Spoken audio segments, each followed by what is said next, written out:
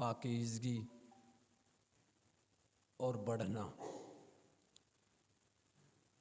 اور جو زکوٰۃ ادا کرنے والا ہے وہ اپنے مال میں سے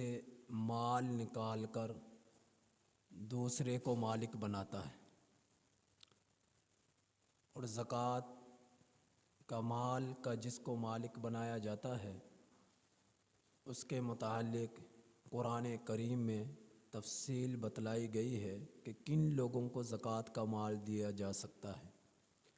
انما الصدقات للفقراء والمساکین والمہاجرین فی سبیل اللہ وابن السبیل، کہ فقراء کو دے سکتے ہیں، مساکین کو دے سکتے ہیں، کوئی اپنے شہر سے ہجرت کر کر دین اسلام کے خاطر دوسرے ملک دوسرے وطن چلا جاتا ہے اسے بھی دے سکتے ہیں، مسافر کو دے سکتے ہیں، جو اپنے گھر میں چاہے کروڑ پتی ہو لیکن راستے میں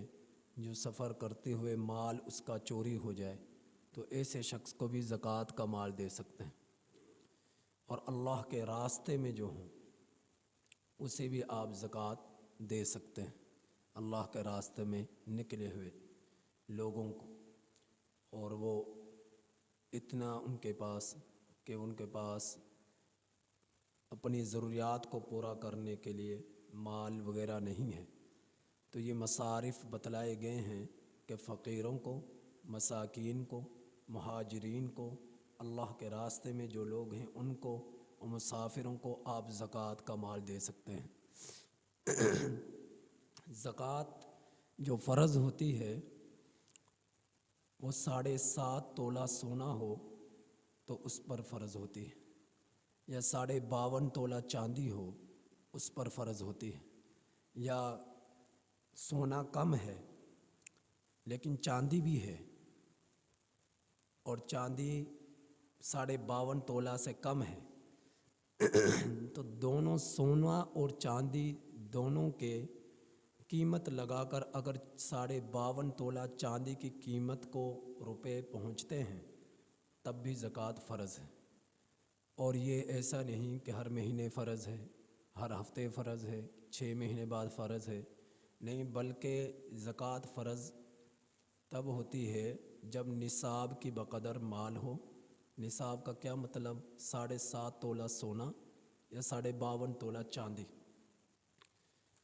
تو ان کے یہ چیزیں موجود ہوں یا ان کے ساتھ نقدی بھی پیسے رقم وغیرہ موجود ہوں تو ان کی قیمت 52.5 تولہ چاندی تک پہنچ جائے تو اس پر، اور سال گزر جائے تو اس پر زکوٰۃ فرض ہوتی ہے۔ عام طور پر ماہ رمضان میں زکوٰۃ لوگ نکالتے ہیں کہ اس میں اجر اور ثواب بڑھ جاتا ہے، ورنہ ضروری نہیں، آپ کسی اور مہینے سے اگر حساب لگانا چاہیں سال کا تو کسی اور مہینے سے بھی لگا سکتے ہیں، لیکن عام طور پر ماہ رمضان میں چونکہ فضیلت بڑھ جاتی ہے اس لیے لوگ ماہ رمضان میں زکوٰۃ نکالتے ہیں۔ اور زکوٰۃ کا متعلق یاد رکھیے گا، پیارے رسول صلی اللہ علیہ وسلم کا فرمان ہے کہ جس شخص پر زکوٰۃ فرض ہے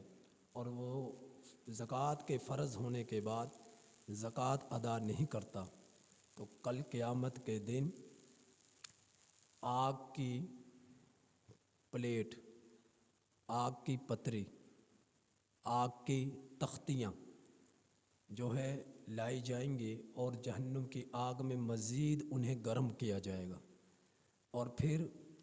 جو شخص زکوٰۃ نہ نکالنے والا تھا اس کے چہرے کو اور اس کی پشت کو ان تختیوں سے داغا جائے گا، جس طرح کہ کبھی آپ نے دیکھا ہو گھوڑوں کو نشان لگانے کے لیے، نمبر لگانے کے لیے گھوڑوں کو داغا جاتا ہے، لوہے کو گرم کر کر نشان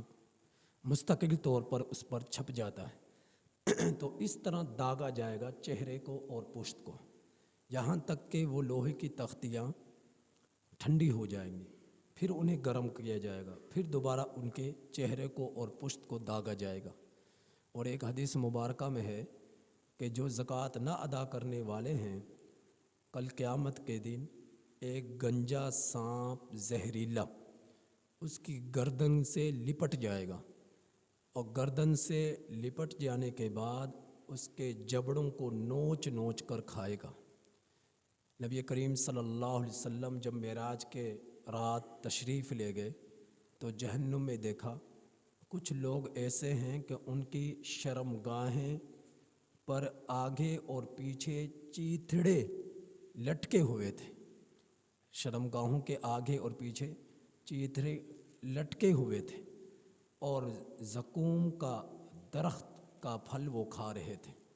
تو پوچھا کہ یہ کون لوگ ہیں؟ تو جبرائیل امین علیہ الصلاۃ والسلام نے فرمایا کہ یہ وہ لوگ ہیں جو دنیا کے اندر اپنے مال کی زکوٰۃ نہ ادا کیا کرتے تھے۔ تو زکوٰۃ ادا کرنا یہ ضروری ہے، ایک تو اس لیے کہ آپ کے بقیہ مال کو یہ بابرکت بنا دیتا ہے، پاکیزہ کر دیتا ہے۔ اگر آپ زکوٰۃ ادا نہیں کرتے تو آپ کا سارا مال ناپاک رہتا ہے، اور وہ پاک تبھی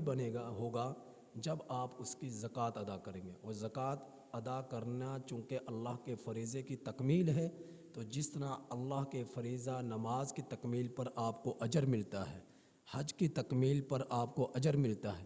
اسی طرح زکوٰۃ کی تکمیل پر بھی اللہ رب العزت آپ کے بقیہ مال کو بڑھا بھی دیتے ہیں اور اس میں برکت بھی عطا فرما دیتے ہیں، اور اس فریضے کی تکمیل پر اجر عظیم بھی عطا فرماتے ہیں۔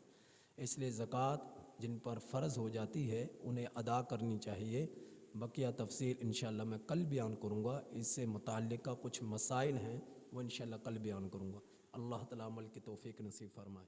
الحمدللہ۔